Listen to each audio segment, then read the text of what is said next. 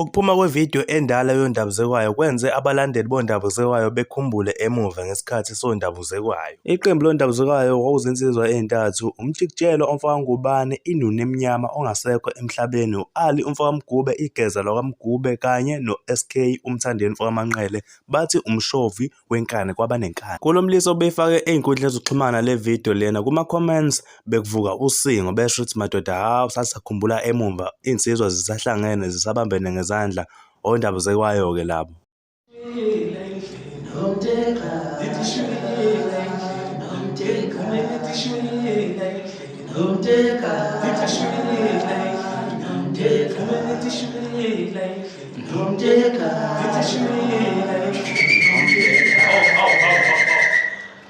Ya, sanibonani. Ngiphethe iy'mbuzi zami la. Umfaka Manqele lechala. Ondabuzekwayo, kohlala kondabuzekwayo nje. Sibona sidakuqathatha.